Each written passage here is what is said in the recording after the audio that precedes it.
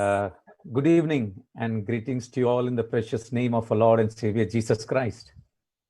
ನಮ್ಮ ಕರ್ತನಾದ ಯೇಸು ಕ್ರಿಸ್ತನ ಹೆಸರಿನಲ್ಲಿ ನಿಮ್ಮೆಲ್ಲರಿಗೂ ಸಹ ವಂದಿಸ್ತೇವೆ ಮತ್ತು ನಿಮ್ಮೆಲ್ಲರಿಗೂ ಸಹ ಸಂಜೆಯ ವಂದನೆಗಳು. I thank Brother Heskiel Jacob and the elders of Prarthana Bhavan and the BDA Council for this opportunity so that I could be a witness for my blessed Lord Jesus Christ through His word. ನಾನು ಸಹೋದರ ಹೆಸ್ಕೇಲ್ brother ಮತ್ತು ಪ್ರಾರ್ಥನಾ ಭವನ್ ಸಹೋದರ ಸಭಾ ಹಿರಿಯರಿಗೆ ಮತ್ತು BDA ಕೌನ್ಸಿಲರ್ಗೆ ಎಲ್ಲರಿಗೂ ಸಹ ನಾನು ವಂದನೆಗಳನ್ನು ತಿಳಿಸ್ತೇನೆ. ಯಾಕೆಂದ್ರೆ ಈ ಸಮಯದಲ್ಲಿ ನಾನು ನನ್ನ ಕರ್ತನಿಗೆ ಸಾಕ್ಷಿಯಾಗಿರ್ಲಿಕ್ಕಾಗುವಂತೆ ಅವರು ಸಮಯವನ್ನು ಕಲ್ಪಿಸಿಕೊಟ್ಟಿದ್ದಾರೆ. Also, it is a joy to see that so many believers from different parts of India are connected through this program, which shows their desire to know Christ more and know His word more. ಹಾಗೆಯೇ ಭಾರತ ದೇಶದ ಅನೇಕ ಭಾಗಗಳಿಂದ ಅನೇಕ ವಿಶ್ವಾಸಿಗಳು ಈ ರೀತಿಯಾಗಿ ಈ ಒಂದು ಮಾಧ್ಯಮದ ಮುಖಾಂತರವಾಗಿ ಸೇರಿ ಬರ್ಲಿಕ್ಕಾಗುವಂತೆ ಅವರಲ್ಲಿರುವಂತಹ ಒಂದು ಆನಂದ ಮತ್ತು ಕರ್ತನ ವಾಕ್ಯಕ್ಕೋಸ್ಕರವಾಗಿರುವಂತಹ ಹಂಬಲವನ್ನು ನೋಡಿ ನಮಗೆ ಬಹಳ ಸಂತೋಷ ಉಂಟಾಗುತ್ತದೆ. In fact, we are living in a time where only the word of God can satisfy us, the word of God can encourage us, and the word of God only can carry us forward as we face difficulties and problems in our lives. ನಮ್ಮ ಜೀವಿತಗಳಲ್ಲಿ ನಾವು ಸಮಸ್ಯೆಗಳನ್ನ ಕಷ್ಟಗಳನ್ನ ಎದುರಿಸುತ್ತಾ ಇರುವಂತಹ ಈ ಸಮಯಗಳಲ್ಲಿ ದೇವರ ವಾಕ್ಯ ಮಾತ್ರವೇ ನಮ್ಮನ್ನು ಪ್ರೋತ್ಸಾಹಿಸಲಿಕ್ಕೆ, ನಮ್ಮನ್ನು ಹುರಿದುಂಬಿಸಲಿಕ್ಕೆ, ನಮಗೆ ಬಲವನ್ನು ಕೊಡ್ಲಿಕ್ಕೆ ಮಾತ್ರ ಸಾಧ್ಯವಾಗುತ್ತದೆ. And I thank the Lord for the initiatives by BDA and Brother Heskiel Jacob so that many may hear God's word and be blessed by God's word. ವಿಶೇಷವಾಗಿ ಸಹೋದರ ಹೆಸ್ಕೇಲ್ ಬ್ರದರ್ಗೆ ಮತ್ತು BDA ಗೋಸ್ಕರವಾಗಿ ನಾನು ದೇವರಿಗೆ ಸ್ತೋತ್ರ ಸಲ್ಲಿಸ್ತೇನೆ. ಈ ರೀತಿಯಾಗಿ ಕಾರ್ಯಕ್ರಮಗಳನ್ನು ಮಾಡುವಂತಹ ಒಂದು ಪ್ರಾರಂಭವನ್ನು ತೆಗೆದುಕೊಂಡು ಅನೇಕ ದೇವ ಜನರು ಈ ಕಾರ್ಯಕ್ರಮವನ್ನು ಕೇಳಲಿಕ್ಕಾಗುವಂತೆ ಅವರು ಇದನ್ನು ಮಾಡಿದ್ದಾರೆ. So I request all the saints who are listening to God's word, please do uphold Brother Junia Jairaj and me as we stand on behalf of God and bring His oracles to you. ನಾವು ಅಂದ್ರೆ ನಾನು ಮತ್ತು ಸೋದರ Sam Matthew ಅವರಿಬ್ಬರು ಸಹ ದೇವರ ಆಜ್ಞೆಗಳನ್ನ ಅಥವಾ ದೇವರ ವಾಕ್ಯವನ್ನ ನಿಮ್ಮೊಟ್ಟಿಗೆ ಹಂಚುತ್ತಾ ಇರುವುದರಿಂದ ನೀವು ಎಲ್ಲರೂ ಸಹ ನಮಗೋಸ್ಕರವಾಗಿ ನಿಮ್ಮ ಪ್ರಾರ್ಥನೆಯಲ್ಲಿ ನಮ್ಮನ್ನು ತಿಳಿಬೇಕೆಂಬುದಾಗಿ ನಾವು ನಿಮ್ಮನ್ನು ಕೇಳಿಕೊಳ್ಳುವಂತವರಾಗಿದ್ದೇವೆ. And I would like to share with you a portion which has encouraged me a lot, which has enabled me to know Christ in a different way so that there is a change and transformation in my life. ನನ್ನ ಜೀವಿತದಲ್ಲಿ ನನ್ನನ್ನು ಬಹಳವಾಗಿ ಉತ್ತೇಜಿಸಿದಂತಹ, ನನ್ನ ಜೀವಿತದಲ್ಲಿ ಬಹಳವಾಗಿ ಬದಲಾವಣೆಯನ್ನು ತಂದಂತಹ, ನನ್ನನ್ನು ಪ್ರೋತ್ಸಾಹಿಸಿದಂತಹ ಒಂದು ದೇವರ ವಾಕ್ಯದ ಭಾಗವನ್ನ ನಿಮ್ಮೊಟ್ಟಿಗೆ ಹಂಚಿಕೊಳ್ಳಲಿಕ್ಕೆ ನಾನು ಇಷ್ಟಪಡುವಂತನಾಗಿದ್ದೇನೆ. So shall we prayerfully turn to Romans chapter 6, and I request Brother Junior to read the whole chapter, Romans chapter 6. ರೋಮಪುರದವರಿಗೆ ಬರೆದ ಪತ್ರಿಕೆ 6ನೇ ಅಧ್ಯಾಯವನ್ನ ನಾವು ಪೂರ್ತಿ ಅಧ್ಯಾಯವನ್ನ ನಾವು ಈ ಸಮಯದಲ್ಲಿ ಓದಿಕೊಳ್ಳೋಣ. ರೋಮಪುರದವರಿಗೆ ಬರೆದ ಪತ್ರಿಕೆ 6ನೆಯ ಅಧ್ಯಾಯ. ಹಾಗಾದರೆ ಏನು ಹೇಳೋಣ? ದೇವರ ಕೃಪೆಯು ಹೆಚ್ಚಲಿ ಎಂದು ನಾವು ಪಾಪದಲ್ಲಿ ಇನ್ನೂ ಇರಬೇಕೋ? ಎಂದಿಗೂ ಇರಬಾರದು. ಪಾಪದ ಪಾಲಿಗೆ ಸತ್ತವರಾದ ನಾವು ಇನ್ನೂ ಅದರಲ್ಲೇ ಬದುಕುವುದು ಹೇಗೆ? ಕ್ರಿಸ್ತ ಯೇಸುವಿನಲ್ಲಿ ಸೇರುವುದಕ್ಕೆ ದೀಕ್ಷಾಸ್ನಾನ ಮಾಡಿಸಿಕೊಂಡವರಾದ ನಾವೆಲ್ಲರೂ ಆತನ ಮರಣದಲ್ಲಿ ಪಾಲುಗಾರರಾಗುವುದಕ್ಕೆ ದೀಕ್ಷಾಸ್ನಾನ ಮಾಡಿಸಿಕೊಂಡವೆಂಬುದು ನಿಮಗೆ ತಿಳಿಯದು. ಹೀಗಿರಲಾಗಿ ನಾವು ದೀಕ್ಷಾಸ್ನಾನ ಮಾಡಿಸಿಕೊಂಡಾಗ ಆತನ ಮರಣದಲ್ಲಿ ಪಾಲುಗಾರರಾಗಿ ಆತನೊಂದಿಗೆ ಹೂಣಲ್ಪಟ್ಟೆವು. ಆದುದರಿಂದ ಕ್ರಿಸ್ತನು ಸತ್ತು ತಂದೆಯ ಮಹಿಮೆಯಿಂದ ಜೀವಿತನಾಗಿ ಎಬ್ಬಿಸಲ್ಪಟ್ಟಂತೆಯೇ ನಾವು ಕೂಡ ಜೀವದಿಂದೆದ್ದು ಹೊಸಬರಾಗಿ ನಡ್ಕೊಳ್ಳಬೇಕು. ಹೇಗೆಂದರೆ ನಾವು ಆತನ ಮರಣಕ್ಕೆ ಸಾದೃಶ್ಯವಾದ ಮರಣವನ್ನು ಹೊಂದಿ ಆತನಲ್ಲಿ ಐಕ್ಯವಾಗಿದ್ದರೆ ಆತನ ಪುನರುತ್ಥಾನಕ್ಕೆ ಸಾದೃಶ್ಯವಾದ ಪುನರುತ್ಥಾನವನ್ನು ಹೊಂದಿ ಆತನಲ್ಲಿ ಐಕ್ಯವಾಗುವೆವು. ಪಾಪಾದಿನ ಸ್ವಭಾವವು ನಾಶವಾಗಿ ನಾವು ಇನ್ನೂ ಪಾಪದ ವಶದಲ್ಲಿರದಂತೆ ನಮ್ಮ ಪೂರ್ವ ಸ್ವಭಾವವು ಕ್ರಿಸ್ತನ ಕೂಡ ಶಿಲುಬೆಗೆ ಹಾಕಲ್ಪಟ್ಟಿತೆಂದು ತಿಳಿದಿದ್ದೇವೆ. ಸತ್ತವನು ಪಾಪದ ವಶದಿಂದ ಬಿಡುಗಡೆ ಹೊಂದಿದ್ದಾನಷ್ಟೇ. ಇದಲ್ಲದೆ ನಾವು ಕ್ರಿಸ್ತನೊಡನೆ ಸತ್ತ ಪಕ್ಷದಲ್ಲಿ ಆತನೊಡನೆ ಜೀವಿಸುವೆಂಬುದು ನಂಬುತ್ತೇವೆ. ಯಾಕೆಂದರೆ ಕ್ರಿಸ್ತನು ಸತ್ತ ಮೇಲೆ ಜೀವಿತನಾಗಿ ಎದ್ದು ಬಂದದರಿಂದ ಆತನು ಇನ್ನು ಮುಂದೆ ಸಾಯತಕ್ಕವನಲ್ಲ, ಮರಣವು ಇನ್ನು ಆತನನ್ನು ಆಳುವುದಿಲ್ಲವೆಂದು ನಮಗೆ ತಿಳಿದದೆ. ಆತನು ಸತ್ತದ್ದು ಒಂದೇ ಸಾರಿ, ಅದು ಪಾಪದ ಪಾಲಿಗೆ. ಆತನು ಜೀವಿಸುವುದು ದೇವರಿಗಾಗಿಯೇ. ಅದೇ ಪ್ರಕಾರ ನೀವು ಸಹ ನಿಮ್ಮನ್ನು ಕ್ರಿಸ್ತ ಯೇಸುವಿನ ಐಕ್ಯದಿಂದ ಪಾಪದ ಪಾಲಿಗೆ ಸತ್ತವರು, ದೇವರಿಗಾಗಿ ಜೀವಿಸುವವರು ಎಂದು ಎಣಿಸಿಕೊಳ್ಳಿರಿ. ಹೀಗಿರುವುದರಿಂದ ಸಾಯತಕ್ಕ ನಿಮ್ಮ ದೇಹದ ಮೇಲೆ ಪಾಪವನ್ನು ಆಳಗೊಳಿಸಿ ನಿಮ್ಮ ದೇಹದ ದುರಾಶೆಗಳಿಗೆ ಒಳಪಡಬೇಡಿರಿ. ಇದು ಮಾತ್ರವಲ್ಲದೆ ನೀವು ನಿಮ್ಮ ಅಂಗಗಳನ್ನು ಪಾಪಕ್ಕೆ ಒಪ್ಪಿಸುವವರಾಗಿದ್ದು ದುಷ್ಕೃತ್ಯವನ್ನು ನಡೆಸುವ ಸಾಧನಗಳಾಗ ಮಾಡಬೇಡಿರಿ. ಆದರೆ ಸತ್ತವರೊಳಗಿಂದ ಜೀವಿತರಾಗಿರಲಾಗಿ ನಿಮ್ಮನ್ನು ದೇವರಿಗೆ ಒಪ್ಪಿಸಿಕೊಟ್ಟು ನಿಮ್ಮ ಅಂಗಗಳನ್ನು ನೀತಿ ಕೃತ್ಯಗಳನ್ನು ನಡೆಸುವ ಸಾಧನೆಗಳನ್ನಾಗಿ ಆತನಿಗೆ ಸಮರ್ಪಿಸಿರಿ. ಯಾಕೆಂದರೆ ಪಾಪವು ನಿಮ್ಮ ಮೇಲೆ ಅಧಿಕಾರ ನಡೆಸದು. ನೀವು ಧರ್ಮಶಾಸ್ತ್ರಕ್ಕೆ ಅಧೀನರಲ್ಲ, ಕೃಪೆಗೆ ಅಧೀನರಾಗಿದ್ದೀರಷ್ಟೇ. ಹಾಗಾದರೇನು? ನಾವು ಧರ್ಮಶಾಸ್ತ್ರಾಧೀನರಲ್ಲ, ಕೃಪಾಧೀನರಾಗಿದ್ದೇವೆ. ಪಾಪವನ್ನು ಮಾಡಬಹುದು, ಎಂದಿಗೂ ಮಾಡಬಾರದು. ನೀವು ಯಾವನಿಗೆ ದಾಸರಂತೆ ವಿಧೇಯರಾಗುತ್ತೀರೆಂದು ನಿಮ್ಮನ್ನು ಕೊಡುತ್ತೀರೋ ಆ ಯಜಮಾನನಿಗೆ ದಾಸರಾಗಿಯೇ ಇರುವಿರೆಂಬುದು ನಿಮಗೆ ಗೊತ್ತಿಲ್ಲವೋ? ಪಾಪಕ್ಕೆ ದಾಸರಾದರೆ ಮರಣವೇ ಫಲ, ನಂಬಿಕೆ ಎಂಬ ವಿಧೇಯತ್ವಕ್ಕೆ ದಾಸರಾದರೆ ನೀತಿಯೇ ಫಲ. ಆದರೆ ನೀವು ಮುಂಚೆ ಪಾಪಕ್ಕೆ ದಾಸರಾಗಿದ್ದರೂ ನಿಮಗೆ ಕಲಿಸಲ್ಪಟ್ಟ ಬೋಧನೆಗೆ ನೀವು ಮನಪೂರ್ವಕವಾಗಿ ಅಧೀನರಾದದರಿಂದಲೂ ಪಾಪದಿಂದ ಬಿಡುಗಡೆಯನ್ನು ಹೊಂದಿ ನೀತಿಗೆ ದಾಸರಾದದರಿಂದಲೂ ದೇವರಿಗೆ ಸ್ತೋತ್ರವಾಗಲಿ. ನಿಮ್ಮ ನರಭಾವದ ಬಲಹೀನತೆಯ ದೆಸೆಯಿಂದ ಲೋಕರೀತಿಯಾಗಿ ಮಾತಾಡುತ್ತೇನೆ. ಅಧರ್ಮ ಮಾಡುವುದಕ್ಕಾಗಿ ನಿಮ್ಮ ಅಂಗಗಳನ್ನು ಬಂಡುತನಕ್ಕೂ ಅಧರ್ಮಕ್ಕೂ ದಾಸರನ್ನಾಗಿ ಒಪ್ಪಿಸಿಕೊಟ್ಟದಂತೆಯೇ ಈಗ ಪರಿಶುದ್ಧರಾಗುವುದಕ್ಕಾಗಿ ನಿಮ್ಮ ಅಂಗಗಳನ್ನು ನೀತಿಗೆ ದಾಸರನ್ನಾಗಿ ಒಪ್ಪಿಸಿಕೊಳ್ಳಿರಿ. ನೀವು ಪಾಪಕ್ಕೆ ದಾಸರಾಗಿದ್ದಾಗ ನೀತಿಯ ಹಂಗಿನವರಾಗಿದ್ದಿಲ್ಲ. ಆದರೆ ನೀವು ಈಗ ಮಾಡಿದ ಕೃತ್ಯಗಳಿಂದ ನಿಮಗುಂಟಾದ ಫಲವೇನು? ಈಗ ಅವುಗಳ ವಿಷಯದಲ್ಲಿ ನಿಮಗೆ ನಾಚಿಕೆಯುಂಟಷ್ಟೇ. ಕಡೆಗೆ ಅವುಗಳಿಂದ ಬರುವುದು ಮರಣವಲ್ಲವೇ? ಈಗಲಾದರೂ ನೀವು ಪಾಪದಿಂದ ಬಿಡುಗಡೆಯನ್ನು ಹೊಂದಿ ದೇವರಿಗೆ ದಾಸರಾದುದರಿಂದ ಪರಿಶುದ್ಧರಾಗುವುದೇ ನಿಮಗೆ ಫಲ. ಕಡೆಗೆ ದೊರೆಯುವಂಥದ್ದು ನಿತ್ಯ ಜೀವ.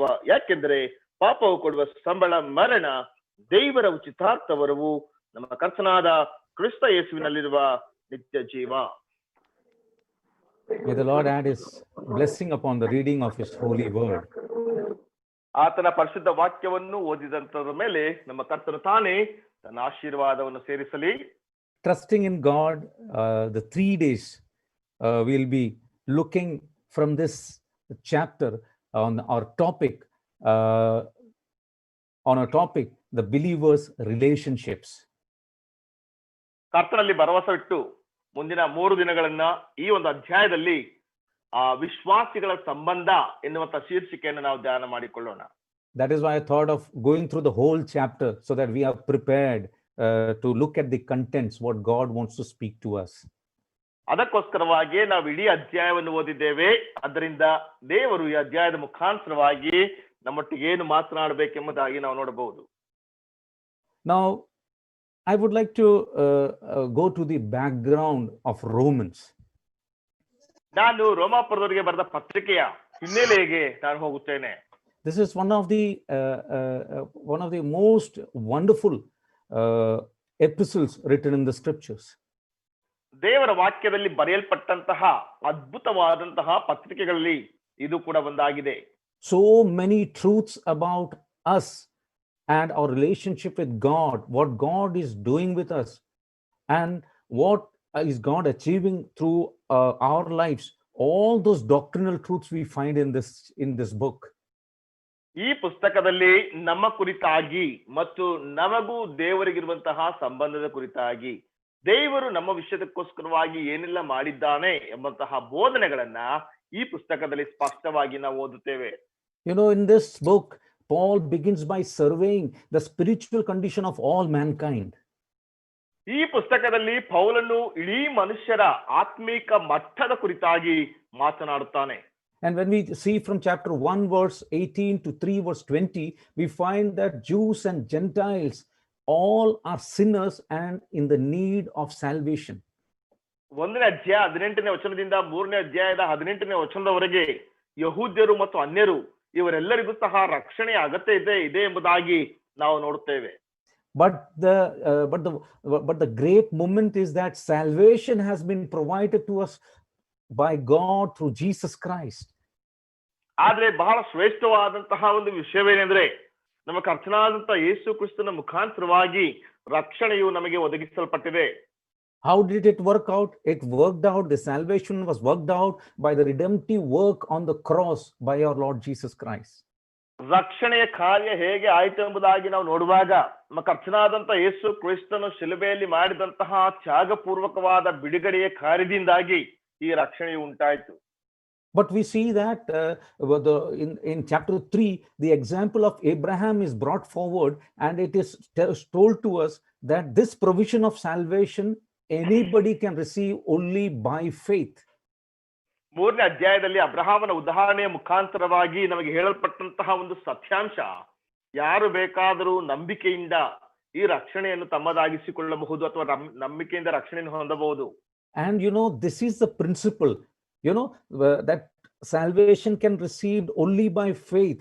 And that is how God has dealt with mankind always.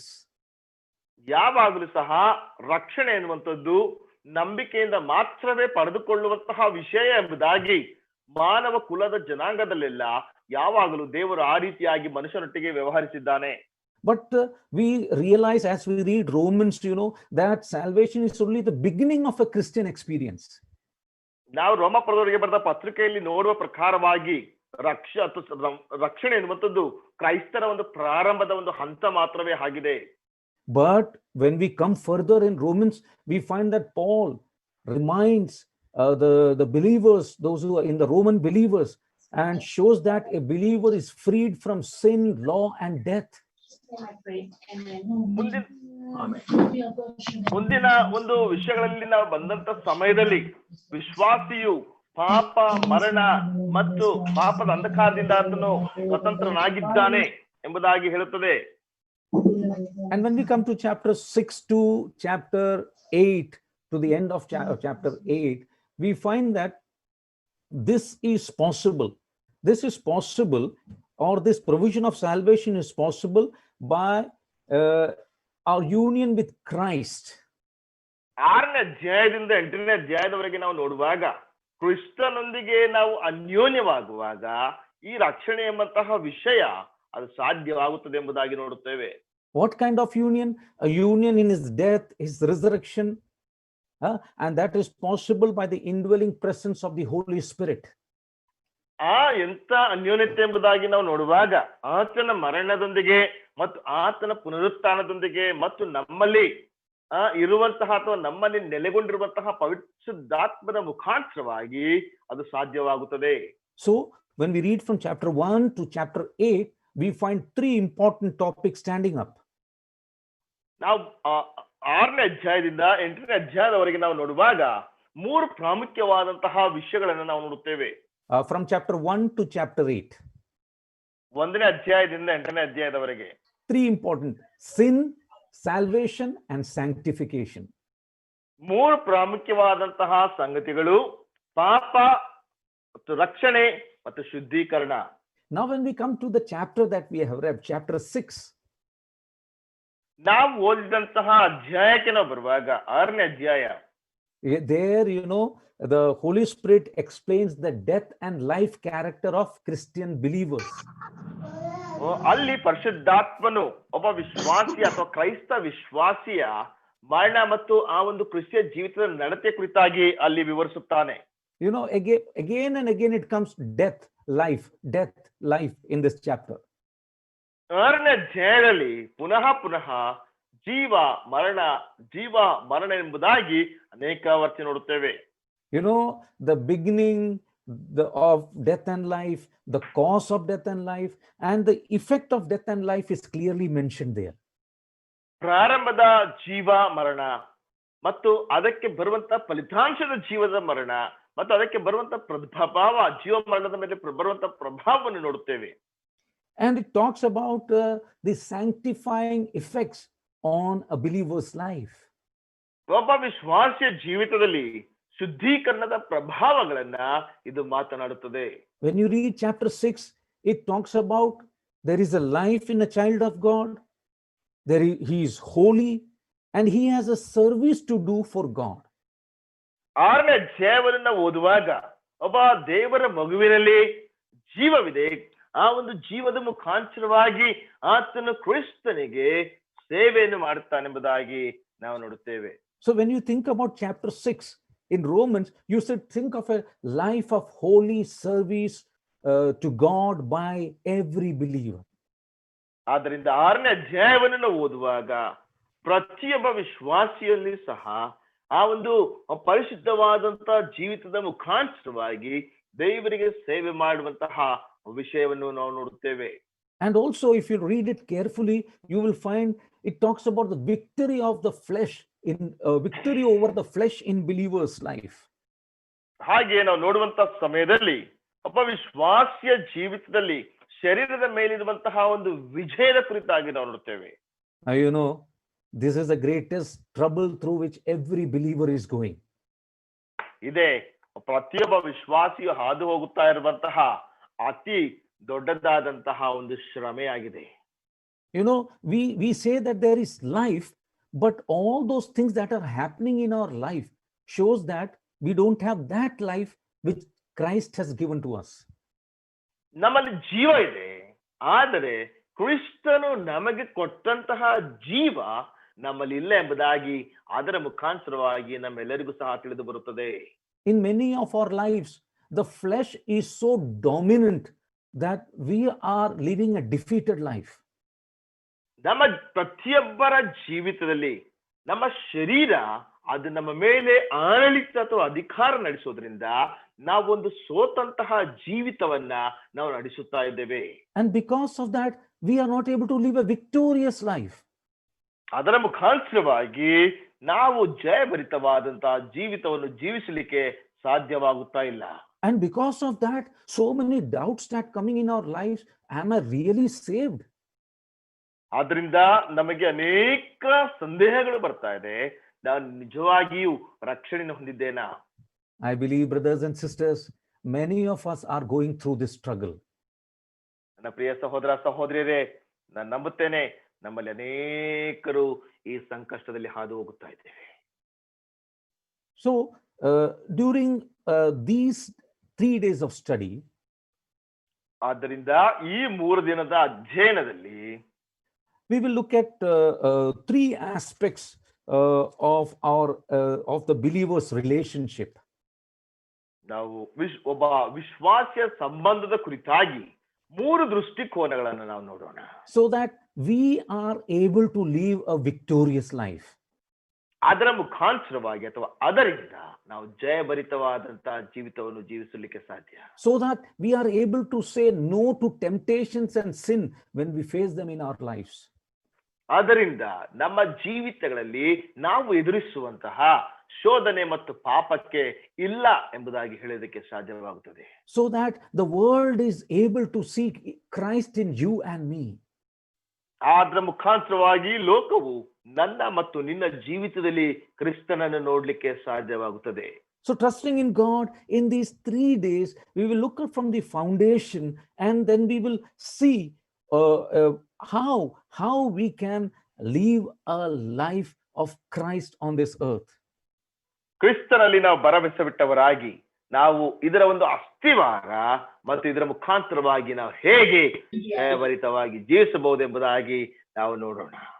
Trusting in God, today we will see from chapter 6 from verse 1 to 4, the first truth, that is the believer's relationship to Christ. ಓ ಮೊದಲಿನ 4 ವಚನಗಳಲ್ಲಿ 6ನೇ ಅಧ್ಯಾಯ 1ನೇ ವಚನದಿಂದ 4 ವಚನಗಳಲ್ಲಿ ಒಬ್ಬ ವಿಶ್ವಾಸಿಯ ಆ ಸಂಬಂಧ ಕ್ರಿಸ್ತನೊಟ್ಟಿಗೆ ಹೇಗಿದೆ ಎಂಬುದಾಗಿ ನಾವು ನೋಡಿಕೊಳ್ಳೋಣ.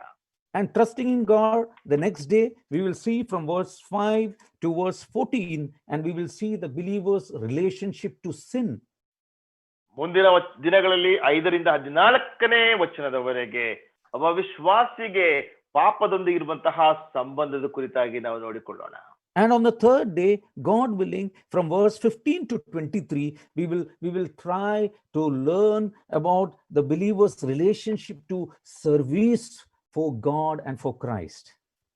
3ನೇ ದಿನದಲ್ಲಿ ಕ್ರಿಸ್ತನ ಸೇವೆ ಮತ್ತು ದೇವರಿಗೋಸ್ಕರವಾಗಿ ಒಬ್ಬ ವಿಶ್ವಾಸಿಗಿರುವಂತಹ ಸಂಬಂಧ ಹೇಗೆ ಎಂಬುದಾಗಿ ನಾವು ನೋಡಿಕೊಳ್ಳೋಣ.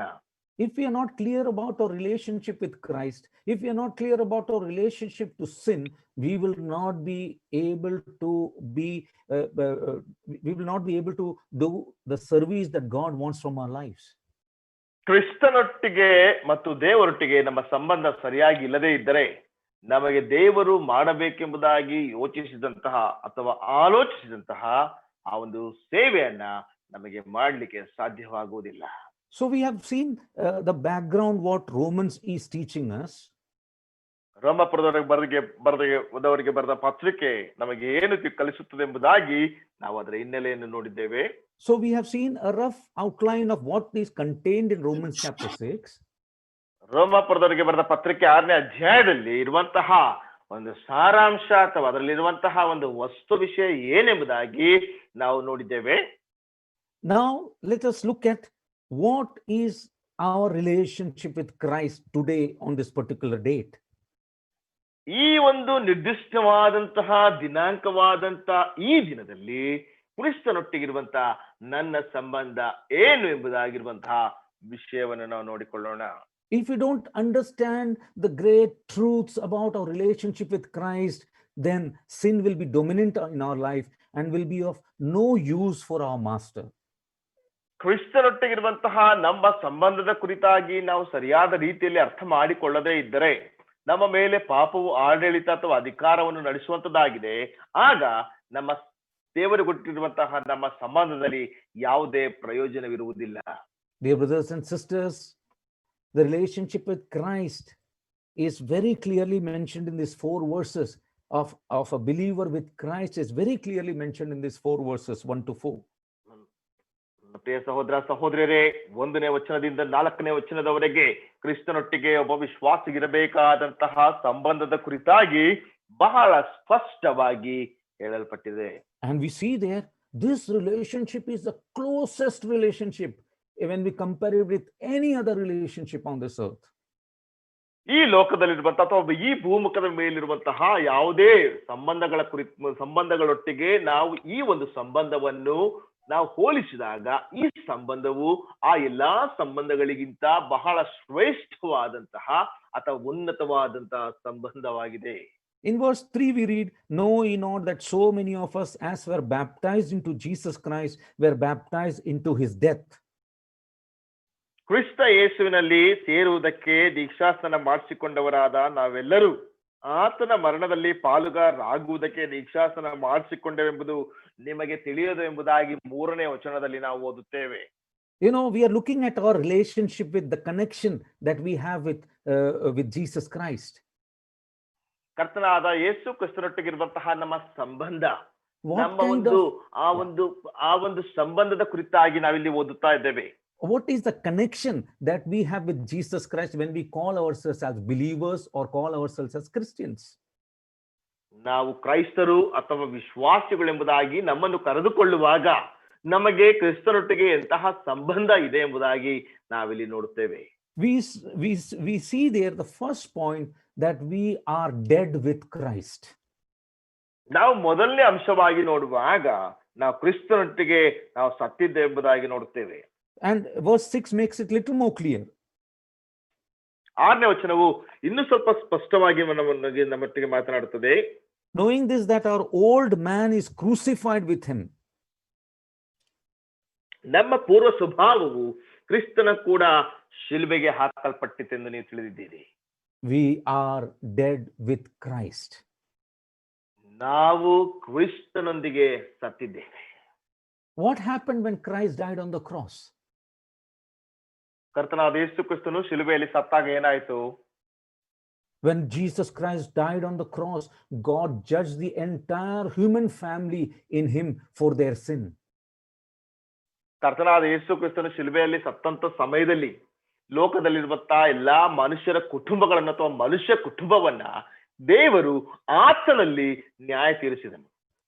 You know, see, Jesus Christ died for the sins of the whole human family. ಕರ್ತನಾದ ಯೇಸು ಕ್ರಿಸ್ತನು ಲೋಕದಲ್ಲಿರುವಂತಹ ಎಲ್ಲಾ ಮನುಷ್ಯ ಕುಟುಂಬದಕ್ಕೋಸ್ಕರವಾಗಿ ಆತನು ಸತ್ತನು. That is what we read in 2 Corinthians chapter 5 and verse 14 and 15. Anybody can read that. ಅದನ್ನೇ ನಾವು ಕೊರಿಂಥದವರಿಗೆ ಬರೆದ ಪತ್ರಿಕೆ 2ನೇ ಪತ್ರಿಕೆ 5ನೇ ಅಧ್ಯಾಯ 14 ಮತ್ತು 5ನೇ ಅಧ್ಯಾಯ 14 ಮತ್ತು 15ನೇ ವಚನದಲ್ಲಿ ನಾವು ನೋಡ್ತೇವೆ.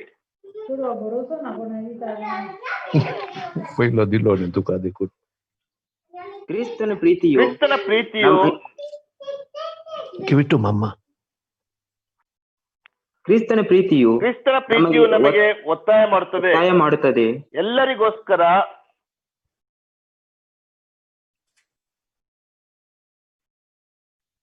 ಕ್ರಿಸ್ತನ ಪ್ರೀತಿಯು ಎಲ್ಲರಿಗೋಸ್ಕರ ನಮ್ಮನ್ನು ಒತ್ತಾಯ ಮಾಡುತ್ತದೆ. ಎಲ್ಲರೂ ಸತ್ತಂತಾಯ್ತು ಎಂದು ನಿಶ್ಚಯಿಸಿಕೊಂಡೆವು. ಜೀವಿಸುವವರು ಇನ್ನು ಮುಂದೆ ತಮಗಾಗಿ ಜೀವಿಸದೆ ತಮಗೋಸ್ಕರ ಸತ್ತು ಎದ್ದು ಬಂದಾತನಿಗಾಗಿ ಜೀವಿಸಬೇಕೆಂತಲೇ ಆತನು ಎಲ್ಲರಿಗೋಸ್ಕರ ಸತ್ತನು. Yeah, we read there that if one died for all, then we're all dead. ಅಲ್ಲಿ ನಾವು ನೋಡ್ತೇವೆ ಆತನು ಎಲ್ಲರಿಗೋಸ್ಕರ ಸತ್ತನು, ಎಲ್ಲರೂ ಸತ್ತಂತಾಯಿತು. And that he died for all. ಆತನು ಎಲ್ಲರಿಗೋಸ್ಕರ ಸತ್ತನು. Again we read there, but unto him which he died for them. ಮತ್ತು ಆತನು ಎಲ್ಲರಿಗೋಸ್ಕರ ಸತ್ತನು ಎಂಬುದಾಗಿ ನಾವು ಓದುತ್ತೇವೆ. In Romans chapter 5, 15 to 19, we know that our federal head, through Adam, sin came into this world. 5ನೇ ಅಧ್ಯಾಯದ 19 ಅಥವಾ 20 ವಚನದಲ್ಲಿ ನಾವು ನೋಡುವಂತಹ ಸಮಯದಲ್ಲಿ ನಮ್ಮ ಹಿರಿಯ ತಲೆಯಾದಂತಹ ಆದಾಮನು ಆತನ ಸತ್ತನೆಂಬುದಾಗಿ ನೋಡ್ತೇವೆ. So because of Adam, sin came into the world, and this second Adam, Jesus Christ, came and he brought forgiveness for sin through his death. ಆದಾಮನ ಪಾಪ ಮಾಡಿದಂತೆ ಎರಡನೇ ಆದಾಮನಾದಂತ ಕರ್ತನಾದ ಯೇಸು ಕ್ರಿಸ್ತನು ಆ ಪಾಪಕ್ಕೋಸ್ಕರವಾಗಿ ಸತ್ತನೆಂಬುದಾಗಿ ನೋಡ್ತೇವೆ. So by the life and death of Jesus, ಆದ್ರಿಂದ ಕರ್ತನಾದ ಯೇಸು ಕ್ರಿಸ್ತನ ಮರಣ ಮತ್ತು ಜೀವಿತದ ಮುಖಾಂತರವಾಗಿ all who repent and believe, they are accounted to be judged, punished and put to death. ಆತನಲ್ಲಿ ನಂಬಿದಂತವರೆಲ್ಲರೂ ಸಹ ಆತನ ಅವರ ಪಾಪ ಮತ್ತು ಪಾಪಕ್ಕೋಸ್ಕರವಾಗಿ ಅವರು ನ್ಯಾಯ ತೀರಿಸಲ್ಪಟ್ಟವರಿಗೆ ಅವರು ಮರಣಕ್ಕೆ ಒಳಪಡುತ್ತಾರೆ. See, because Jesus Christ died, ಕರ್ತನಾದ ಯೇಸು ಕ್ರಿಸ್ತನು ಸತ್ತದ್ದರಿಂದ all our accounts of judgment, punishment, all were put on the Lord Jesus Christ. ಆದ್ರಿಂದ ನಮ್ಮೆಲ್ಲಾ ಒಂದು ಪಾಪದ ಒಂದು ಲೆಕ್ಕ, ನಮ್ಮ ನ್ಯಾಯ ತೀರ್ಪು ಆತನ ಮೇಲೆ ಹಾಕಲ್ಪಟ್ಟಿತು. Okay, and in Christ, all who believe are accounted to be sinless as Jesus. ಕ್ರಿಸ್ತನಲ್ಲಿ ಆತನನ್ನು ನಂಬಿದಂತವರೆಲ್ಲರೂ ಸಹ ಆತನ ಹಾಗೆ ಪಾಪವಿಲ್ಲದವರಾಗಿರ್ತಾರೆ, ಅಥವಾ ಅವರ ಪಾಪ ಆತನ ಲೆಕ್ಕಕ್ಕೆ ಹಾಕಲ್ಪಡುತ್ತದೆ. So the day that we accepted Jesus Christ as our Lord and personal Savior, ಕರ್ತನಾದ ಯೇಸು ಕ್ರಿಸ್ತನನ್ನು ನಮ್ಮ ಸ್ವಂತ ರಕ್ಷಕನಾಗಿ ಒಡೆಯನಾಗಿ ಅಂಗೀಕರಿಸಿದಂತ ಅದೇ ದಿನ, you know, God, the Holy God, accounted as sinless as Jesus because we are in Christ. ನಾವು ಕ್ರಿಸ್ತನಲ್ಲಿ ಇರುವಂತದ್ದರ ಕಾರಣದಿಂದ ಯೇಸು ಹೇಗೆ ಪಾಪವಿಲ್ಲದವನಾಗಿದ್ದಾನೋ ಅದೇ ರೀತಿಯಲ್ಲಿ ನಮ್ಮನ್ನು ಸಹ ಪಾಪರಹಿತರನ್ನಾಗಿ ದೇವರು ಎಣಿಸಿದ್ದಾನೆ. And we see the law of God is fully satisfied. ಅಲ್ಲಿ ನಾವು ನೋಡ್ತೇವೆ ದೇವರು ಸಂಪೂರ್ಣವಾಗಿ ತೃಪ್ತನಾಗುತ್ತಾನೆ. Yeah, for the wages of sin is death. ನಾವು ನೋಡ್ತೇವೆ ಪಾಪ ಕೊಡುವಂತ ಸಂಬಳ ಮರಣ. How was the law of God satisfied?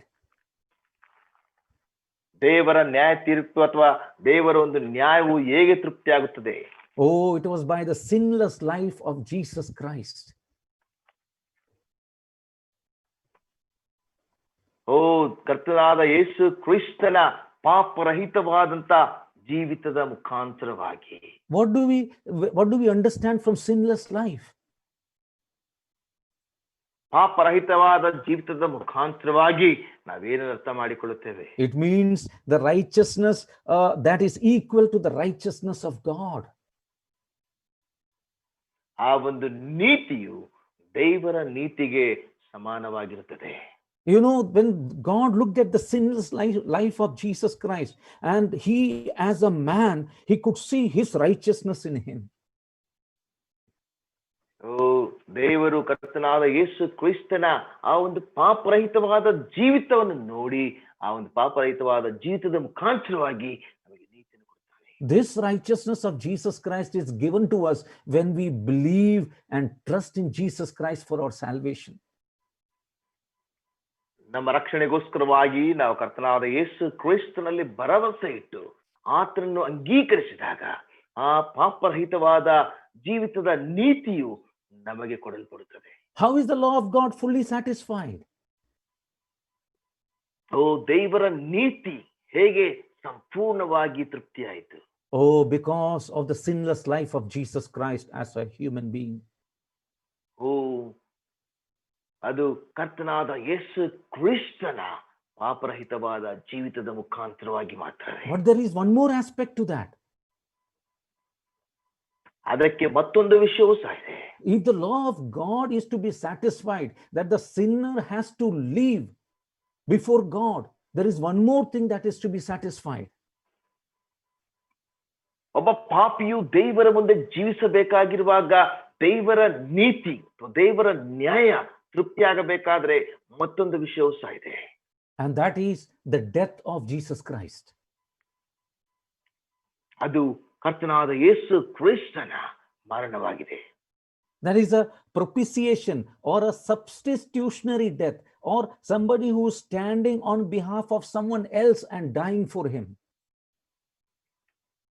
ಓ, ಅದು ಪರವಾಗಿರುವಂತಹ ಅಥವಾ ಒಬ್ಬರ ಪರವಾಗಿ ಅಥವಾ ಒಬ್ಬನು ಮಾಡಿದಂತ ತಪ್ಪಿನ ಪರವಾಗಿ ಇನ್ನೊಬ್ಬನು ನಿಂತುಕೊಳ್ಳುವಂತಹ ಒಂದು ಮರಣವಾಗಿದೆ.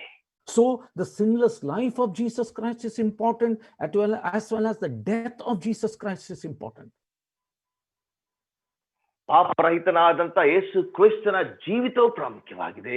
ಅದೇ ರೀತಿಯಾಗಿ ಕರ್ತನಾದ ಯೇಸು ಕ್ರಿಸ್ತನ ಮರಣವು ಸಹ ಪ್ರಾಮುಖ್ಯವಾಗಿದೆ. So we see that Jesus Christ became our divine representative. ನಾವು ನೋಡ್ತೇವೆ ಕರ್ತನಾದ ಯೇಸು ಕ್ರಿಸ್ತನು ನಮ್ಮ ದೈವಿಕವಾದ ಪ್ರತಿನಿಧಿಯಾದನು. He became our divine substitute. ಆತನು ತಾನೇ ನಮ್ಮ ದೈವಿಕವಾದ ಒಬ್ಬ ಪರನಾದನು. For whom? ಯಾರಿಗೋಸ್ಕರವಾಗಿ? Oh, it is for those repentant sinners of the human family, Adam's family, who believe on this truth. ಓ, ಈ ಒಂದು ಸತ್ಯದ ಮೇಲೆ ನಂಬಿಕೆ ಇಟ್ಟಂತ ಆದಾಮನ ಕುಟುಂಬದವರು, ಮನುಷ್ಯ ಕುಟುಂಬದವರಿಗೋಸ್ಕರವಾಗಿ. So what does it mean when we say that we have died with Christ? ನಾವು ಕ್ರಿಸ್ತನ ಜೊತೆಯಲ್ಲಿ ಸತ್ತಿದ್ದೇವೆ ಅಂದ್ರೆ ಅರ್ಥವೇನು? Here it is written, if you are a believer, if you are a Christian, you have died with Christ. ಇಲ್ಲಿ ಬರೆಯಲ್ಪಟ್ಟಿದೆ, ನೀನೊಬ್ಬ ವಿಶ್ವಾಸಿ ಆಗಿದ್ದರೆ, ನೀನೊಬ್ಬ ಕ್ರೈಸ್ತನಾಗಿದ್ದರೆ, ನೀನು ಕ್ರಿಸ್ತನ ಜೊತೆಯಲ್ಲಿ ಸತ್ತಿದ್ದಿ. That is what we read. Now, if we be dead with Christ in verse 8. 8ನೇ ವಚನದಲ್ಲಿ ನಾವು ನೋಡ್ತೇವೆ, ನೀವು ಕ್ರಿಸ್ತನೊಂದಿಗೆ ಸತ್ತ ಪಕ್ಷದಲ್ಲಿ. In Colossians chapter 2 and verse 20 also, we see a similar concept. Wherefore ye be dead with Christ from the rudiments of the world. Why, as though living in the world, are ye subject to ordinances?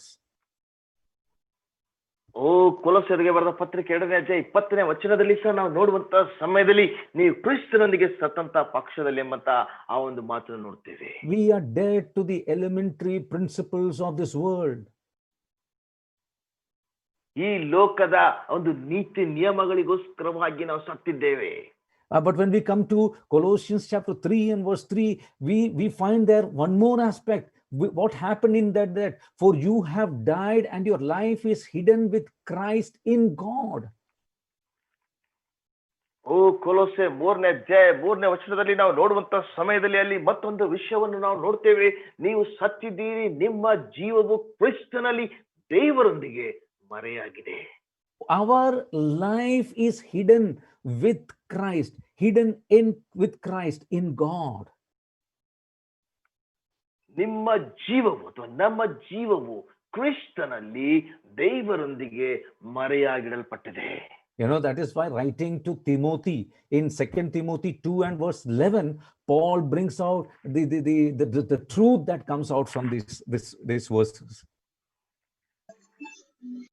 ಆದ್ದರಿಂದಲೇ ಅಪೊಸ್ತಲ ಅಂತ ಪೌಲನು ತಿಮೋಥನಿಗೆ ಬರೆದ ಪತ್ರಿಕೆ 2ನೇ ಅಧ್ಯಾಯ 11ನೇ ವಚನದಲ್ಲಿ ಆ ಒಂದು ಸತ್ಯಾಂಶವನ್ನ ಆತನು ತರುವಂತವನಾಗಿದ್ದಾನೆ. He says, for if we have died with him, anybody who has died with him, we shall also live with him.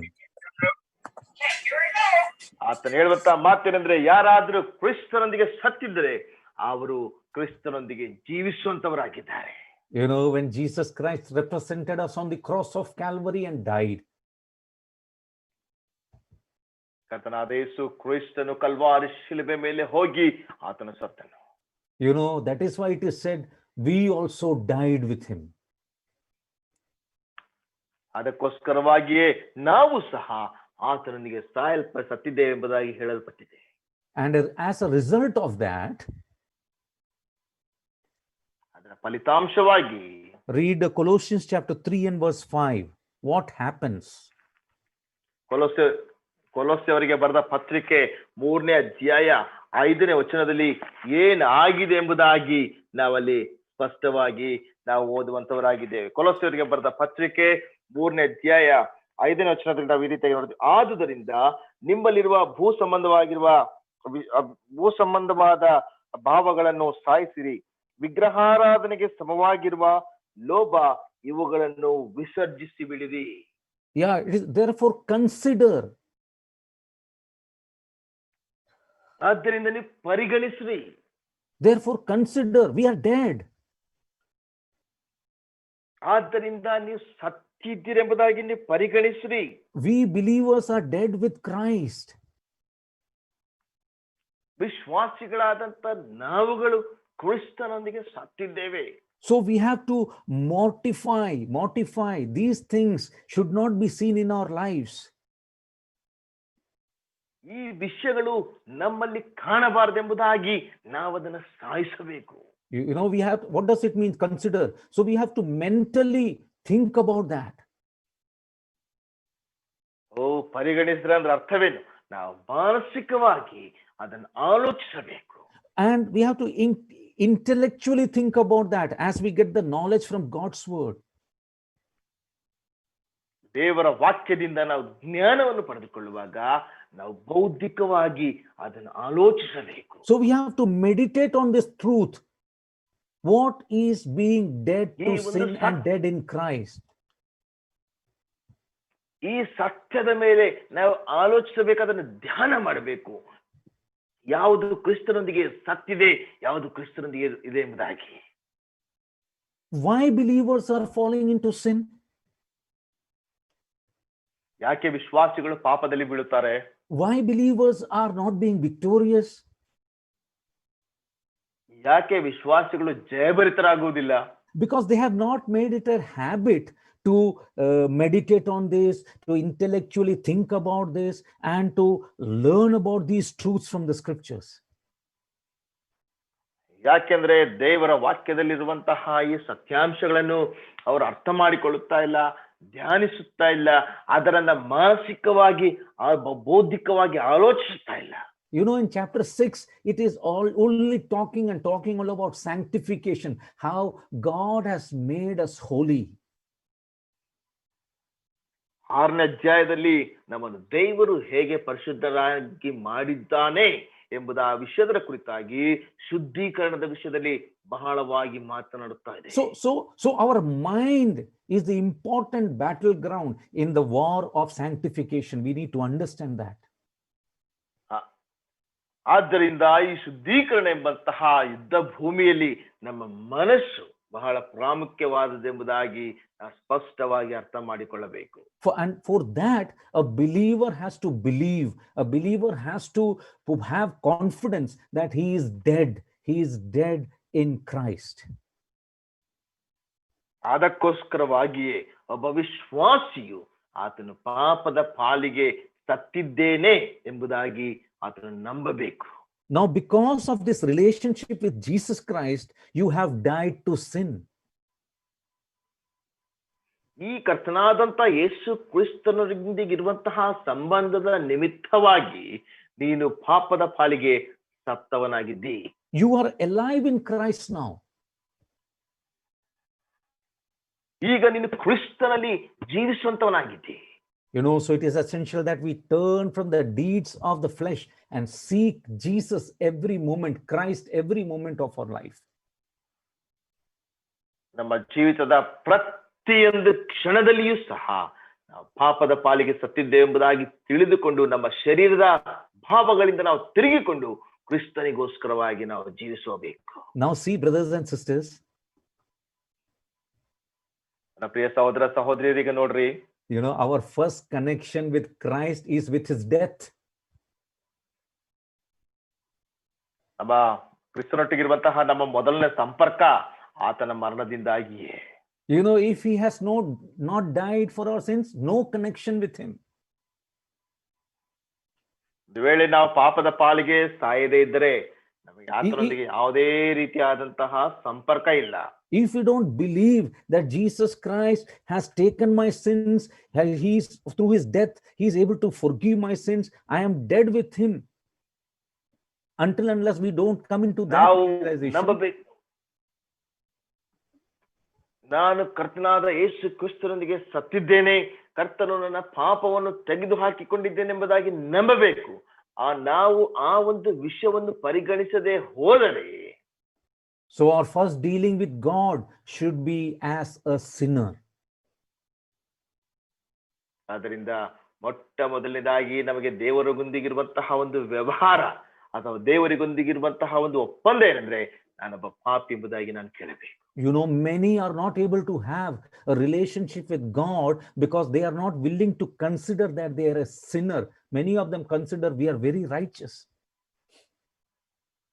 ಅನೇಕರು ದೇವರೊಂದಿಗೆ ಸರಿಯಾದಂತ ಸಂಬಂಧವನ್ನು ಇಟ್ಟುಕೊಳ್ಳಿಕ್ಕೆ ಸಾಧ್ಯವಾಗುತ್ತಾ ಇಲ್ಲ. ಯಾಕೆಂಬುದಾಗಿ ನಾವು ನೋಡುವಾಗ ಅನೇಕರು ತಾವು ಪಾಪಿಗಳೆಂಬುದಾಗಿ ಪರಿಗಣಿಸುವುದಿಲ್ಲ, ಅವರು ನೀತಿವಂತರೆಂಬುದಾಗಿ ಅವರು ಆಲೋಚಿಸುವಂತರಾಗಿದ್ದಾರೆ. If anybody is not in a relationship with Jesus Christ and listening to the word of God, I want to tell you, my brother, my sister, have you dealt with your sin with Jesus Christ? ನನ್ನನ್ನು ಕೇಳುತ್ತಾ ಇರುವಂತ ನನ್ನ ಪ್ರಿಯ ಸಹೋದರ ಸಹೋದರಿಯರೇ, ಇದುವರೆಗೂ ಕರ್ತನಾದ ಯೇಸು ಕ್ರಿಸ್ತನೊಂದಿಗೆ ಸರಿಯಾದ ಸಂಬಂಧವನ್ನು ಇಟ್ಟುಕೊಳ್ಳದಿದ್ದರೆ ಈ ರಾತ್ರಿಯ ವೇಳೆಯಲ್ಲಿ ಒಂದು ಪ್ರಶ್ನೆ ನಾನು ಕೇಳ್ತೇನೆ, ನೀನು ನಿಜವಾಗಿ ಸಹ ನಿನ್ನ ಪಾಪದ ಕುರಿತಾಗಿ ದೇವರೊಂದಿಗೆ ವ್ಯವಹರಿಸಿದ್ದೀಯೋ? The question of sin must be settled first.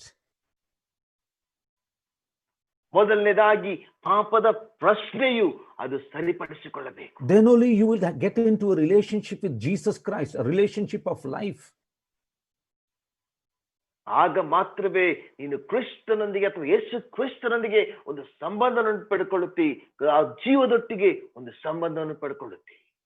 You know, when we identify ourselves with the death of Christ, it settles our problem of sin.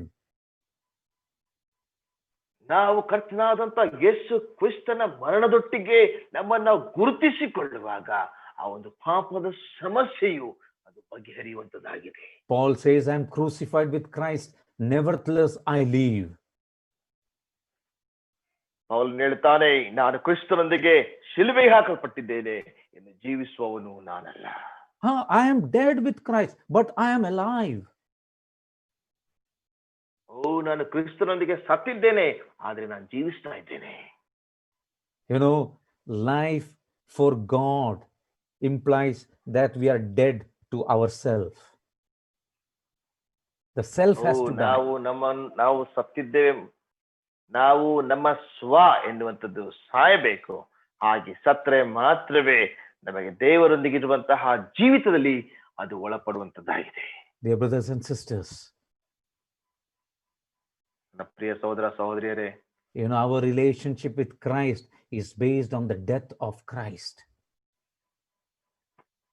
ಕ್ರಿಸ್ತನೊಂದಿಗಿರುವಂತಹ ನಮ್ಮ ಸಂಬಂಧ ಕರ್ತನಾದ ಯೇಸು ಕ್ರಿಸ್ತನ ಮರಣದ ಒಂದು ಅಸ್ತಿವಾರದ ಮೇಲಾಗಿದೆ. Now when we come to verse 4,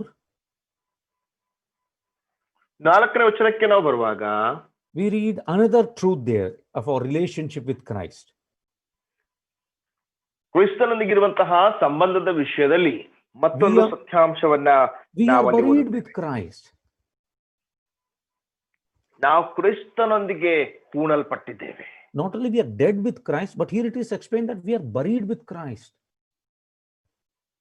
ನಾವು ಕ್ರಿಸ್ತನೊಂದಿಗೆ ಸತ್ತದ್ದು ಮಾತ್ರವೇ ಅಲ್ಲ, ನಾವು ಕ್ರಿಸ್ತನೊಂದಿಗೆ ಹೂಣಲ್ಪಟ್ಟಿದ್ದೇವೆ.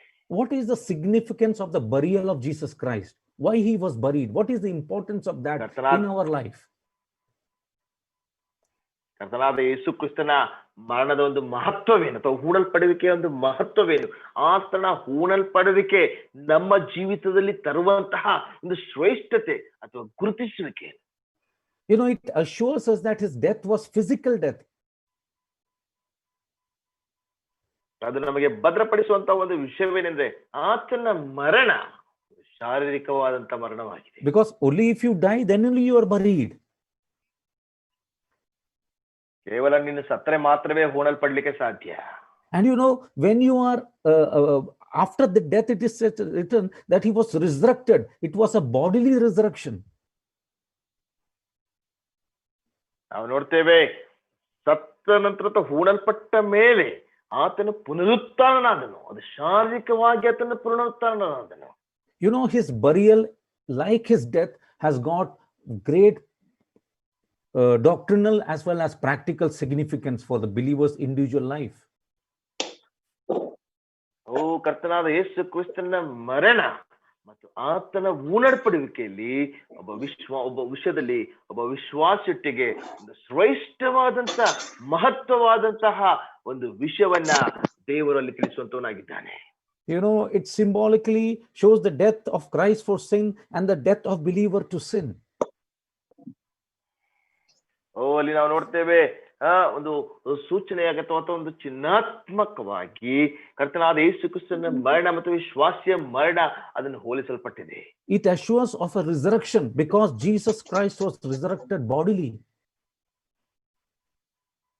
ಅದು ನಮ್ಮ ಪುನರುತ್ಥಾನವನ್ನು ನಮಗೆ ಭದ್ರಪಡಿಸುವಂತದ್ದಾಗಿದೆ. ಯಾಕೆಂದರೆ ಕರ್ತನಾದ ಯೇಸು ಕ್ರಿಸ್ತನು ಶಾರೀರಿಕವಾಗಿ ಪುನರುತ್ಥಾನನಾದರು. So now when we look at what is the significance of this us being buried with Christ? ನಾವು ಕ್ರಿಸ್ತನೊಂದಿಗೆ ಹೂಣಲ್ಪಟ್ಟಂತದರ ಮಹತ್ವವೇನು ಎಂಬುದಾಗಿ ನಾವು ಆಲೋಚಿಸುವಾಗ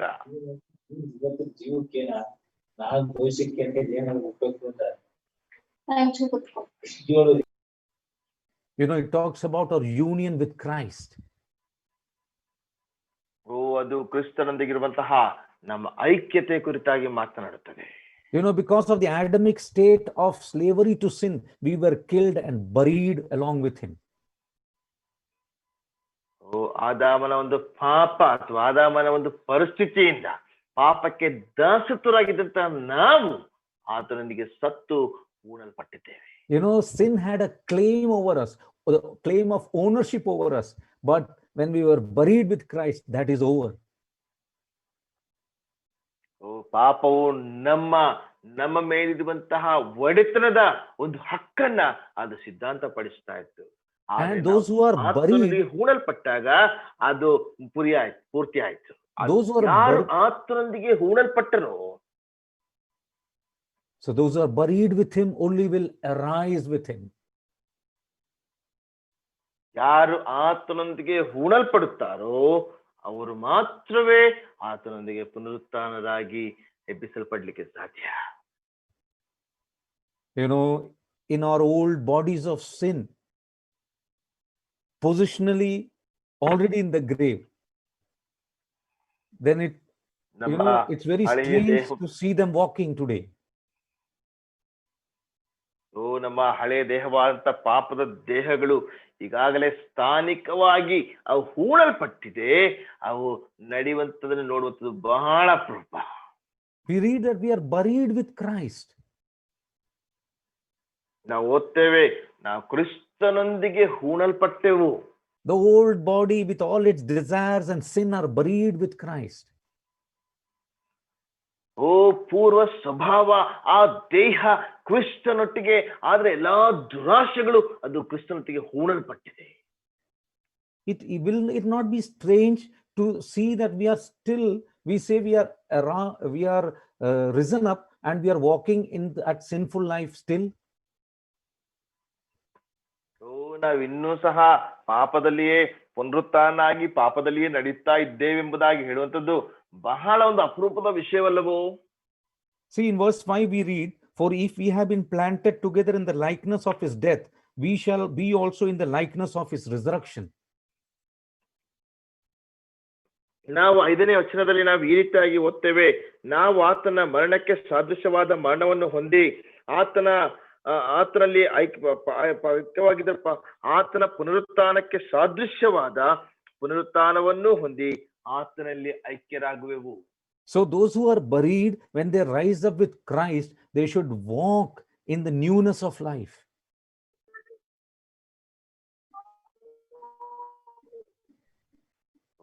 ಯಾರು ಕರ್ತನಾದ ಯೇಸು ಕ್ರಿಸ್ತನೊಂದಿಗೆ ಸತ್ತು ಆತನೊಂದಿಗೆ ಹೂಣಲ್ಪಟ್ಟು ಅವರೊಂದಿಗೆ ಪುನರುತ್ಥಾನಾಗಿ ಎಬ್ಬಿಸಲ್ಪಟ್ಟಿರ್ತಾರೋ ಅವರು ಹೊಸಬರಾಗಿ ನಡೆದುಕೊಳ್ಳಬೇಕು. Buried means the old Sam Matthew has to be out of sight. The old Junior Jairaj is to be out of sight.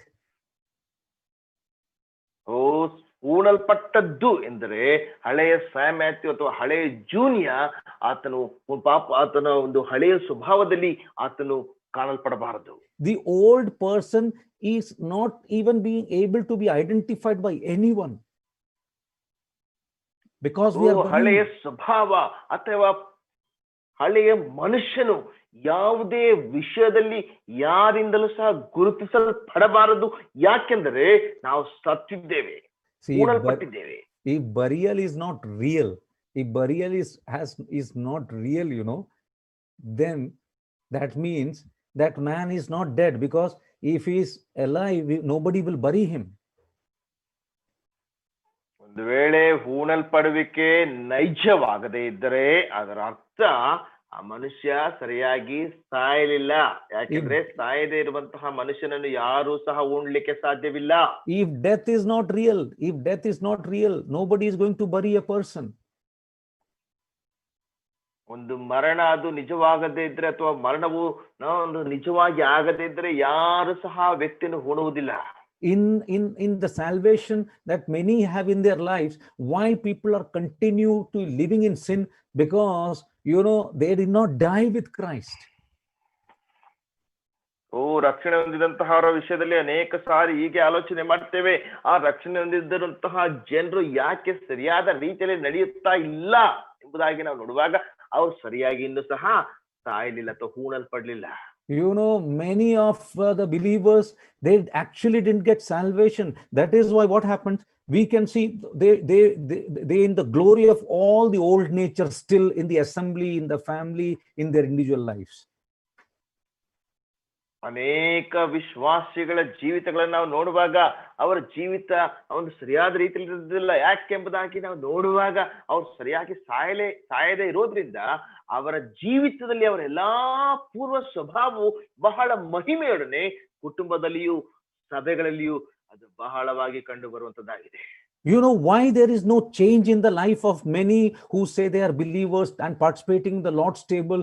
Nothing is happening in their life. The first thing is they have not died with Christ. They are not buried with Christ. ಅನೇಕರು ವಿಶ್ವಾಸಿಗಳೆಂಬುದಾಗಿ ಹೇಳಿಕೊಂಡು ರೊಟ್ಟಿಯಲ್ಲಿ ಪಾಲುಗಾರರಾಗಿ ಸಭೆಯಲ್ಲಿ ಪಾಲುಗಾರರಾಗಿರುವಂತ ಅನೇಕ ವಿಷಯಗಳ ಅನೇಕ ಜನರ ಜೀವಿತದಲ್ಲಿ ಬದಲಾವಣೆ ಯಾಕೆ ಕಂಡು ಬರುತ್ತಾ ಇಲ್ಲ ಎಂಬುದಾಗಿ ನಾವು ನೋಡುವಾಗ ಅವರು ಸರಿಯಾಗಿ ಸಾಯಲಿಲ್ಲ, ಸರಿಯಾದ ರೀತಿಯಲ್ಲಿ ಹೂಣಲ್ಪಡಲಿಲ್ಲ. That is why we wonder many a time, He is the same old person. There is nothing new in him. There is no resurrection life in him. ಅದಕ್ಕೋಸ್ಕರವಾಗಿ ನಾವು ಆಶ್ಚರ್ಯ ಪಡ್ತೇವೆ. ಈತನು ಅದೇ ಸ್ವಭಾವದಲ್ಲಿದ್ದಾನೆ, ಈತನಲ್ಲಿ ಯಾವುದೇ ಬದಲಾವಣೆ ಇಲ್ಲ, ಅದೇ ಹಳೆಯ ಸ್ವಭಾವ ಅದು ಕಂಡು ಬರುತ್ತಾ ಇದೆ. So we come to the third point, our relationship with Christ. It is a resurrection with Christ. ಕ್ರಿಸ್ತನೊಂದಿಗಿರುವಂತಹ ನಮ್ಮ ಸಂಬಂಧದ ವಿಷಯದಲ್ಲಿ ಮೂರನೇ ಅಂಶಕ್ಕೆ ನಾವು ಬರುವಾಗ, ಕ್ರಿಸ್ತನೊಂದಿಗೆ ನಾವು ಎಬ್ಬಿಸಲ್ಪಟ್ಟಿದ್ದೇವೆ. We have died with Christ. ನಾವು ಕ್ರಿಸ್ತನೊಂದಿಗೆ ಸತ್ತಿದ್ದೆವು. We have buried with Christ. ನಾವು ಕ್ರಿಸ್ತನೊಂದಿಗೆ ಹೂಣಲ್ಪಟ್ಟೆವು. But in our relationship, we are resurrected with Christ. ಸಂಬಂಧದಲ್ಲಿ ನಾವು ಕ್ರಿಸ್ತನೊಂದಿಗೆ ನಾವು ಎಬ್ಬಿಸಲ್ಪಟ್ಟಿದ್ದೇವೆ. You know, the resurrection of Christ is the cornerstone of our Christian faith. ಕರ್ತನಾದ ಯೇಸು ಕ್ರಿಸ್ತನ ಪುನರುತ್ಥಾನ ನಮ್ಮ ಕ್ರಿಸ್ತಿಯ ನಂಬಿಕೆಗೆ ಒಂದು ಮುಖ್ಯವಾದ ಮೂಲೆಗಲ್ಲಾಗಿದೆ. That is what we read in 1 Corinthians chapter 15 and verse 17. ಅದನ್ನೇ ನಾವು 1 ಕೊರಿಂಥ 15ನೇ ಅಧ್ಯಾಯ 17ನೇ ವಚನದಲ್ಲಿ ನಾವು ಓದುತ್ತೇವೆ. You know, this thing that happened, the resurrection of Christ is the truth with all facts in human history. ಮಾನಸಿಕವಾದಂತ ಇತಿಹಾಸದಲ್ಲಿ ಕರ್ತನಾದಂತ ಯೇಸು ಕ್ರಿಸ್ತನ ಪುನರುತ್ಥಾನ ಎನ್ನುವಂಥದ್ದು ಅದು ಸತ್ಯವಾದಂಥದ್ದು, ಅದು ಬಹಳ ಒಂದು ಸತ್ಯವಾದಂತ ಒಂದು ವಿಷಯವಾಗಿದೆ. In Psalm 16:9-11 in the Old Testament, this was prophesied and predicted. ಕೀರ್ತನೆ 16ನೇ ಕೀರ್ತನೆ 9ರಿಂದ 11ನೇ ವಚನಗಳಲ್ಲಿ ನಾವು ಓದುವಾಗ ಈ ಒಂದು ವಿಷಯವು ಪ್ರವಾದಿಸಲ್ಪಟ್ಟಿದೆ. But in Matthew 16 and verse 21, Jesus Christ himself said that I will rise again. ಮತ್ತಾಯನ ಸುವಾರ್ತೆ 16ನೇ ಅಧ್ಯಾಯ 21ನೇ ವಚನದಲ್ಲಿ ಕರ್ತನಾದ ಯೇಸು ಕ್ರಿಸ್ತನು ತಾನೇ ಹೇಳಿದ್ದಾನೆ, ನಾನು ಪುನರುತ್ಥಾನನಾಗಿ ಎದ್ದು ಬರುತ್ತೇನೆ. And in Acts chapter 1 and verse 3, we see 40 days following his resurrection, Jesus to his disciples and to those who followed him, he revealed himself to them. ಅಪೊಸ್ತಲ ಕೃತ್ಯ 1ನೇ ಅಧ್ಯಾಯ 3ನೇ ವಚನದಲ್ಲಿ ಆತನು ಪುನರುತ್ಥಾನದ ನಾದ ಮೇಲೆ 40 ದಿನ ಆತನು ಜನರ ಜೊತೆಯಲ್ಲಿ ಕಾಣಿಸಿಕೊಂಡು ಆತನ ಪುನರುತ್ಥಾನವನ್ನು ಸಾಬೀತುಪಡಿಸಿದ್ದಾನೆ. You see, when we read 1 Corinthians chapter 15 from verse 3 to 8, we find that from the day of Pentecost till today, the resurrection of Jesus Christ is the heart of the message of the church today. 1 ಕೊರಿಂಥ 15ನೇ ಅಧ್ಯಾಯ 1ನೇ ವಚನದಿಂದ 3ನೇ ವಚನದವರೆಗೆ ನಾವು ನೋಡುವಂತಹ ಸಮಯದಲ್ಲಿ ಕರ್ತನಾದಂತ ಯೇಸು ಕ್ರಿಸ್ತನ ಪುನರುತ್ಥಾನವು ಈ ಒಂದು ಸುವಾರ್ತೆಯ ಸಂದೇಶಕ್ಕೆ ಹೃದಯ ಭಾಗವಾಗಿದೆ. When we go a little back in Romans chapter 4 verse 24 and 25, we see there that because Jesus Christ has risen from the dead, he demonstrated that he can clean us from all the guilt of our past and help us to live in the present lives. ರೋಮಪುರದವರಿಗೆ ಬರೆದ ಪತ್ರಿಕೆ 4ನೇ ಅಧ್ಯಾಯ 24ನೇ ವಚನದಲ್ಲಿ ನಾವು ನೋಡುವಾಗ ಕರ್ತನಾದ ಯೇಸು ಕ್ರಿಸ್ತನು ಆತನು ಪುನರುತ್ಥಾನನಾಗಿ ಎದ್ದದರಿಂದ ನಮ್ಮೆಲ್ಲ ಪೂರ್ವ ಸ್ವಭಾವದಲ್ಲಿದ್ದಂತ ಎಲ್ಲ ಅನೀತಿಯನ್ನ ಆತನು ತೆಗೆದು ಹಾಕ್ಲಿಕ್ಕೆ ಸಾಧ್ಯ ಎಂಬುದಾಗಿ ಆತನು ಹೇಳ್ತಾನೆ. In John chapter 14 and verse 19, Jesus Christ said to his disciple that because I am resurrected, your future is safe and secure. ಯೋಹಾನ್ ಸುವಾರ್ತೆ 14ನೇ ಅಧ್ಯಾಯ 19ನೇ ವಚನದಲ್ಲಿ ಕರ್ತನಾದ ಯೇಸು ಕ್ರಿಸ್ತನು ತನ್ನ ಶಿಷ್ಯರನ್ನು ಹೇಳುತ್ತಾನೆ, ನಾನು ಪುನರುತ್ಥಾನನಾಗಿ ಎಬ್ಬಿಸಲ್ಪಡುವುದರಿಂದ ನಿಮ್ಮ ಒಂದು ಭವಿಷ್ಯ ಅದು ಸುಭದ್ರವಾಗಿರುತ್ತದೆ. You know, in this world, all the tombs are closed and filled, but the tomb of Jesus Christ is empty, proving that he is God. ಈ ಲೋಕದಲ್ಲಿರುವಂತ ಎಲ್ಲಾ ಸಮಾಧಿಗಳು ಅದು ಮುಚ್ಚಲ್ಪಟ್ಟು ತುಂಬಲ್ಪಟ್ಟಿರುವಾಗ ಒಂದು ಸಮಾಧಿ ಮಾತ್ರವೇ ಅದು ಖಾಲಿಯಾಗಿ ಬರಿದಾಗಿದೆ. ಅದು ಕರ್ತನಾದಂತ ಯೇಸು ಕ್ರಿಸ್ತನ ಪುನರುತ್ಥಾನವನ್ನ ಸಾಬೀತುಪಡಿಸುವಂತದ್ದಾಗಿದೆ. In 1 Corinthians chapter 15, when we read from 20 to 23, you know what does it guarantees the believer that in future you will be resurrected. 1 ಕೊರಿಂಥ 15ನೇ ಅಧ್ಯಾಯ 20ರಿಂದ 23ನೇ ವಚನದವರೆಗೆ ನಾವು ಓದುವಾಗ ಒಬ್ಬ ವಿಶ್ವಾಸಿಯ ಜೀವಿತದಲ್ಲಿ ಆ ಒಂದು ವಿಷಯ ಏನು ಸಾಬೀತುಪಡಿಸುತ್ತದೆ ಅಂದ್ರೆ ನೀವು ಭವಿಷ್ಯತ್ತಿನಲ್ಲಿ ಜೀವಿಸುತ್ತೀರೆಂಬುದಾಗಿ ಸಾಬೀತುಪಡಿಸುತ್ತದೆ. So many truths about the resurrection we see in the scripture about Jesus Christ. ಕರ್ತನಾದ ಯೇಸು ಕ್ರಿಸ್ತನ ಕುರಿತಾಗಿ ಅನೇಕ ಸತ್ಯಾಂಶಗಳನ್ನ ಪುನರುತ್ಥಾನದ ವಿಷಯವಾಗಿ ನಾವು ನೋಡುತ್ತೇವೆ. Dear brothers and sisters, ಪ್ರಿಯ ಸಹೋದರ ಸಹೋದರಿಯರೇ, resurrection can take place if we have died in Christ and if we are buried in Christ. Otherwise, there is no resurrection for us.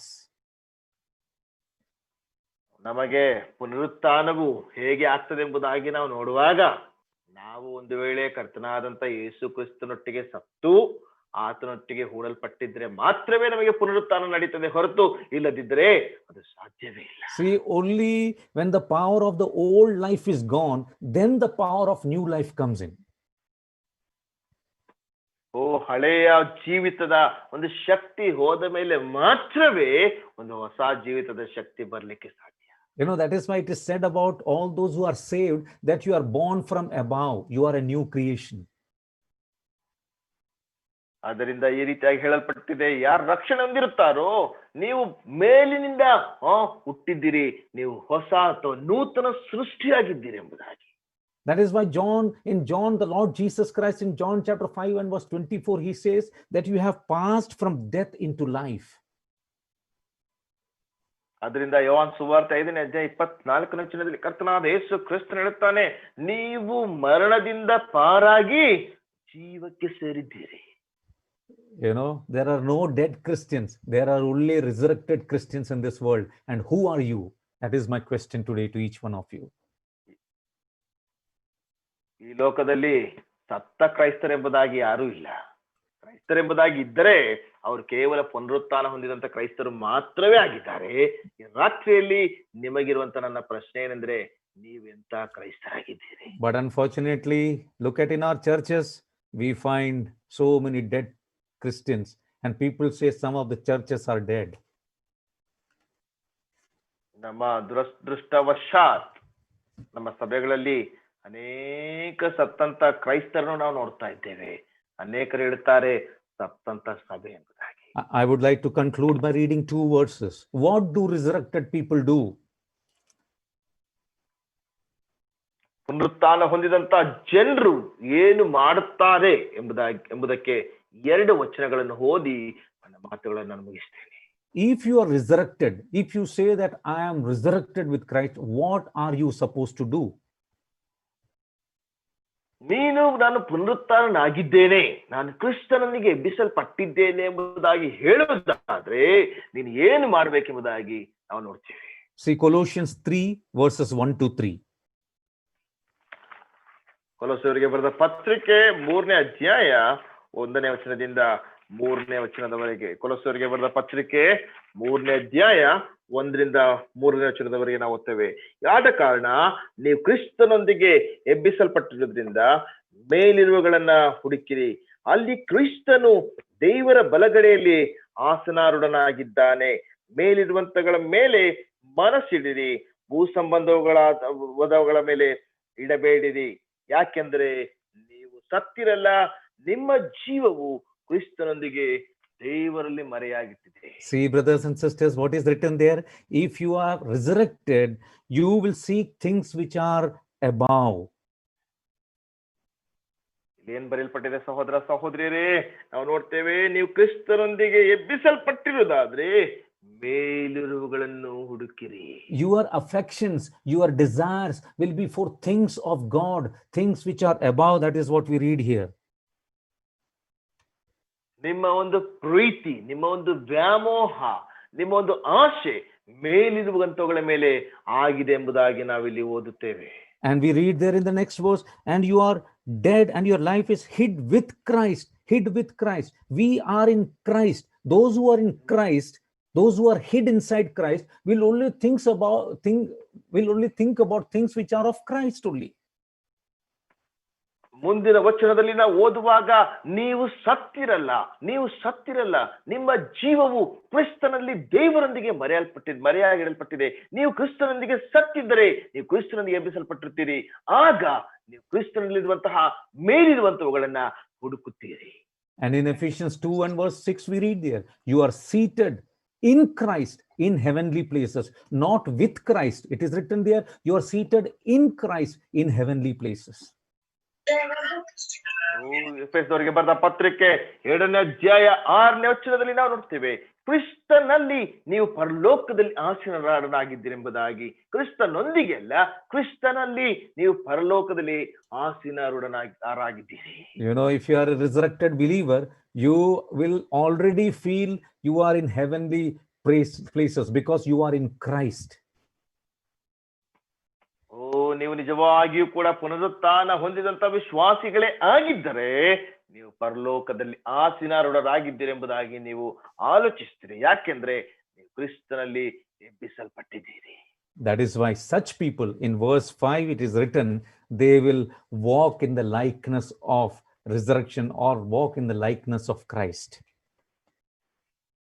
ಅದಕ್ಕೋಸ್ಕರವಾಗಿ 5ನೇ ವಚನದಲ್ಲಿ ಬರೆಯಲ್ಪಟ್ಟಿದೆ, ಅಂತಹ ಜನರು ಹೊಸತನದಲ್ಲಿ ಅಥವಾ ಕ್ರಿಸ್ತನ ರೀತಿಯಲ್ಲಿ ಅವರು ಅಥವಾ ಕ್ರಿಸ್ತನ ಹಾಗೆ ಅವರು ನಡೆಯುವಂತವರಾಗಿದ್ದಾರೆ. Dear brothers and sisters,